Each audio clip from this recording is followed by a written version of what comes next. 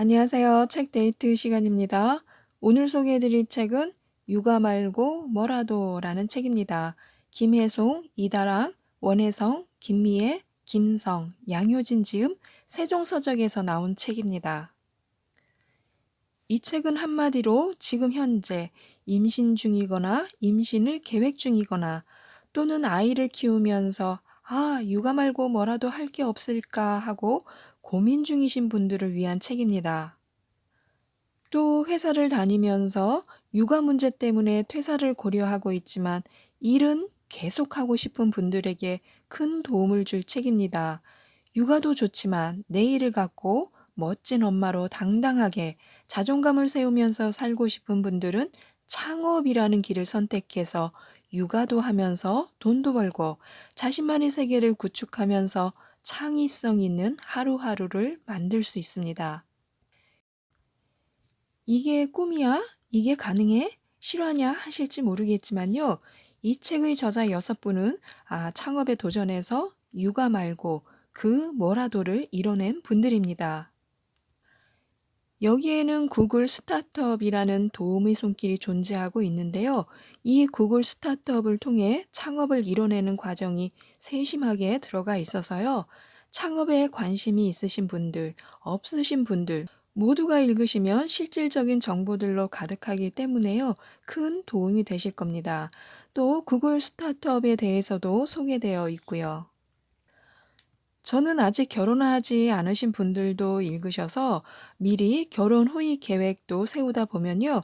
나중에 결혼해서 직장과 육아 문제가 생겼을 때 당황하지 않고 이때다. 내가 이럴 줄 알고 다 계획을 세워뒀지. 하하하하 하면서 비장의 카드를 꺼내면서 웃을 수 있지 않을까 싶습니다.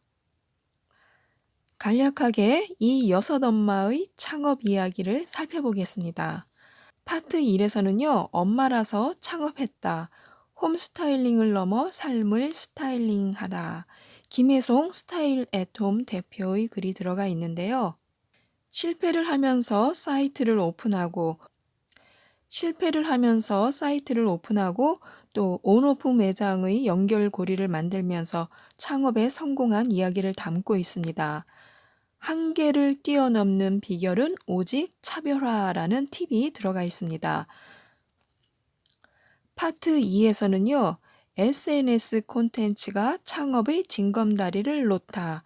아이를 키우면서 자신만의 콘텐츠를 발견한 아동심리 상담사 이다랑 그로잉맘 대표인데요. 육아 상담 플랫폼으로 온라인으로 육아 상담을 제공하게 되는 이야기가 담겨 있습니다. 육아도 경력이 될 수 있음을 보여주고 있는데요.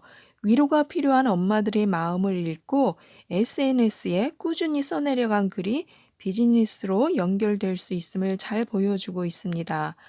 거창하지 않더라도 일단 시작하고 반복하자라는 팁이 들어가 있습니다.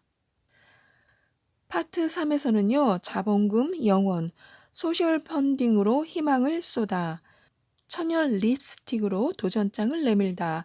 원혜성 율립 대표인데요. 천연 유기농 립스틱으로 해답을 찾은 분입니다. 화장품을 좋아하는 데다가 예민한 피부를 가진 것이 기회가 되었습니다. 크라우드 펀딩에 성공해서요. 우여곡절 끝에 유기농 립스틱을 개발해서 성공한 이야기를 담고 있는데요. 자금이 고민이라면 크라우드 펀딩에 대한 팁을 주셨습니다. 파트 4에서는요, 네트워킹보다 위대한 자산은 없다. 디자인 회사로 이어진 따뜻한 연대. 김미애 아트상의 대표인데요. 소량 스티커 디자인 사업을 해볼까 하는 아이템이 창업으로 연결되었습니다. 이런저런 모임을 뚝딱 만들어 운영하는 것을 좋아하는데요.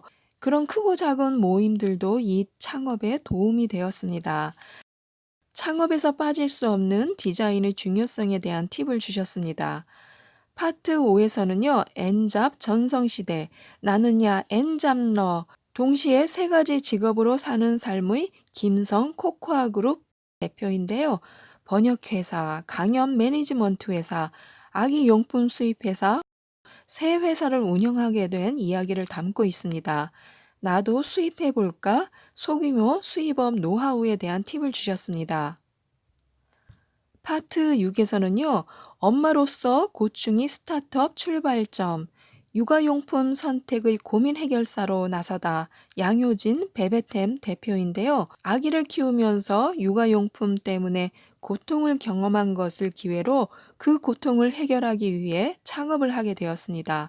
스타트업의 자금줄 지원 사업과 벤처 투자자의 정보를 담았는데요. 효율적인 재택근무를 도와주는 도구들에 대한 팁을 담았습니다. 이상 6분의 이야기를 간략하게 살펴보았는데요. 삶에는 하나도 버릴 것이 없다는 것을 느꼈습니다. 결국 나라는 존재는 그동안 내가 살아온 것들로 구성되어 있는데요. 그동안 경험한 것들, 보고 듣고 배우고 익힌 것들이 쌓여서 내가 되었고, 그것들이 모여서 무언가를 할 수 있는 힘을 만들어 준다는 것입니다. 지금 하고 있는 이 일이 무슨 소용이 있을까라고 생각하지 마시고요. 나중에 꼭 쓸모가 있을 거야 라고 생각하시면 진짜로 그 일로 인해 대박을 터뜨릴 수도 있습니다. 또 하나는요, 씨앗머니가 필요하다는 것입니다. 여기저기서 도움을 받아도요, 어쨌든 내가 가진 돈이 얼마라도 있어야 한다는 건데요. 그래서 창업을 희망하신다면 진짜 얼마라도 지금부터 열심히 모으시기 바랍니다. 돈이 아니라 꿈을 모은다고 생각하시면 더 좋을 것 같습니다. 그리고 이 마지막 하나가 중요한데요. 지금부터 나 자신을 제대로 바라보시기 바랍니다. 가만히 살펴보면요. 결국 내가 좋아하는 것이 내가 잘할 확률이 높습니다. 잘 알고 있기 때문이기도 하고요. 내가 자주 만지작거리면서 무언가를 하고 있다면요. 그걸 어떻게 연결해서 사람들한테 선보일까를 연구해 보시기 바랍니다. 점으로 시작해서 선으로 연결하고요. 면으로 넓히면 됩니다. 단지 시간이 필요할 뿐입니다. 너나 할 것 없이 우리 엄마들은 아이를 키우면서 한 번씩은 꼭 하게 되는 말이 있습니다. 기저귀 갈다가 육아 말고 뭐라도 할 게 없을까? 유치원 보내놓고 청소하면서 육아 말고 뭐라도 할 게 없을까? 아이가 오기 전까지 3, 4시간만 알바할 자리가 없을까 하고요. 왜 이런 말이 절로 튀어나오게 된 걸까요? 돈을 벌어서 가게에 보탬이 되는 것도 좋지만요.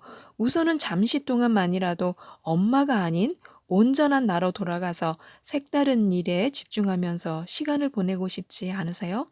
자유, 해방감이라고 표현하면 좀 지나칠까요? 하루를 온전히 집에서 육아와 가사로 보내는 것도 좋지만요. 나는 나, 내 안에는 아내와 엄마라는 자리 말고 나라는 자리도 분명히 존재합니다. 그 자리를 찾으세요. 지금도 시간은 흘러가고 있고요. 언젠가는 아내와 엄마라는 자리도 희미해질 시간이 반드시 옵니다. 그때 후회하는 것보다는요, 지금 조금 더 부지런히 움직여서 하루에 몇 시간만이라도, 몇 분만이라도 새로운 나, 진짜 나를 찾는 시간이 필요합니다. 창업 준비를 하면서 자존감이 회복되고 활력과 설렘을 느꼈다고 하는데요. 꼭 창업이 아니더라도 나를 찾을 수 있는 숨쉴 구멍을 꼭 찾으시기 바랍니다. 자극제가 되는 이 책이 많은 아이디어와 정보를 제공해 줄 수 있기 때문에요. 꼭 한번 읽어보셨으면 좋겠습니다. 이상 책데이트였습니다. 감사합니다.